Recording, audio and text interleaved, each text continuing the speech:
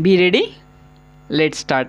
गेल्या 20-25 वर्षांपासून असे लक्षात येते की बदलते तंत्रज्ञान आणि भविष्याचा वेध घेऊन या उद्योग व्यवसायांमध्ये सरकारने वेळेवर सावध होऊन जे पाऊल उचलणे गरजेचे होते ते गेल्या काही वर्षांमध्ये उचलल्याचे जाणवत नाही. किंबहुना बहुतांश क्षेत्रांमध्ये या ना त्या निमित्ताने सरकारने अक्षम्य दिरंगाई केली आहे. त्यामुळे या उद्योगांचा व्हावा तसा विकास झाला नाही आणि या विकास प्रक्रियेला वेग येण्यासाठी त्या क्षेत्रातील तज्ज्ञांनी निरपेक्ष बुद्धीने व राष्ट्रहित डोळ्यासमोर ठेवून वेळोवेळी दिलेल्या सल्ल्यांकडे जाणूनबुजून दुर्लक्ष केले. उद्योग व्यवसायांमध्ये प्रत्यक्ष संबंधित असलेल्या नोकरशाहीची मनोधारणा तपासणे गरजेचे आहे. यातील बहुतेक घटकांनी आपली नोकरी व अल्पकाम आणि भरपूर मोबदला यापेक्षा वेगळी भूमिका घेतली असे वाटत नाही. सार्वजनिक उद्योगातील राजकीय इच्छाशक्ती व नोकरशाहीच या उद्योगाच्या विकासात अडसर बनली आहे. परिच्छेद. लोकशाही प्रक्रियेत लोकप्रतिनिधींना व्यवसायाच्या व्यवस्थापनात सहभागी होण्याचा अधिकार असल्यामुळे त्यांना टाळणे शक्य नाही हे तर उघड आहे. तथापि वेगवेगळ्या व्यवस्थापन मंडळावरील नेमणुका आपण तपासल्या तर त्यातील बऱ्याच नेमणुका या फक्त राजकीय पुढाऱ्यांचे पुनर्वसन याच भूमिकेतून केलेल्या दिसतात. या माध्यमातून राजकीय रुसवे-फुगवे दूर करण्याचा अभिनव प्रयोग सध्या रूढ झाला आहे. या क्षेत्रात जमा झालेल्या राजकीय भाईबंधांनी या व्यवसायाची कार्यक्षमता वाढविण्याकडे लक्ष देण्याऐवजी अधिकारवाणीने राजकीय हस्तक्षेप करून उद्योगाचा बोऱ्या वाजवला. यामुळे अनेक धरणांच्या, वीजनिर्मितीच्या, खत कारखाने इत्यादींच्या योजना वर्षानुवर्षे रेंगाळल्या आणि त्याचा उपयोग निवडणुकीच्या मतांचा जोगवा मागण्यासाठी केला.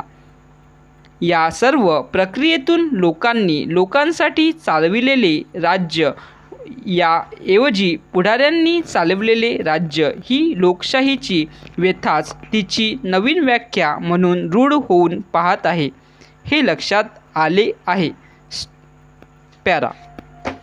भारताची चर्मवस्तूंची निर्यात दरवर्षी वाढत आहे.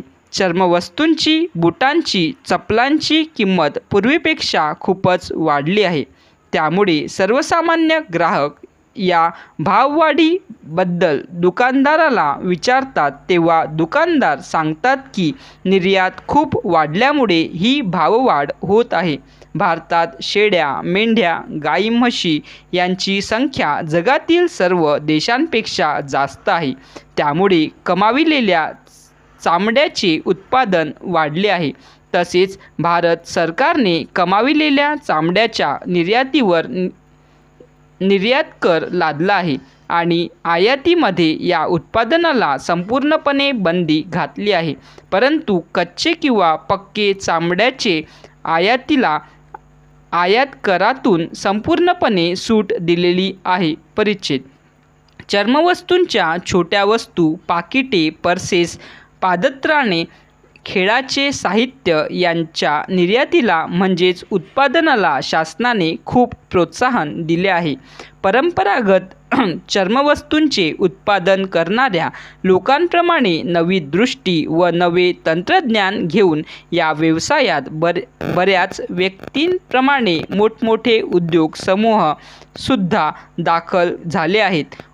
औद्योगिकीकरण, शहरीकरण, शैक्षणिक सुधारणा, सामाजिक सुधारणा यामुळे आपल्या देशात फार मोठी बाजारपेठ निर्माण झाली आहे. आपल्या राज्यात तर या दृष्टीने खूपच वाव आहे. हवा, पाणी, वीज, जागा, सरकारी मदत, बँकांची व वित्तीय संस्थांची आर्थिक मदत इत्यादींच्या उत्तम सोयी आपणास उपलब्ध आहेत. तसेच शासनातर्फे उद्योजकांना मार्गदर्शन करण्यासाठी प्रत्येक जिल्ह्यात जिल्हा उद्योग केंद्राची स्थापना करण्यात आली आहे. तसेच लघुउद्योगामार्फत तयार झालेल्या मालाला महाराष्ट्र शासनाच्या लघुउद्योग विकास महामंडळामार्फत निरनिराळ्या कार्यालयांना व संस्थांना विक्रीसाठी सहाय्य केले जाते. परिच्छेद. या दृष्टीने या महामंडळाने गत आर्थिक वर्षात जवळपास 6.0 कोटी रुपयांची आणि चर्मवस्तूचे उत्पादन जवळपास 2.5 कोटी रुपयांची उलाढाल केलेली आहे. स्टॉप.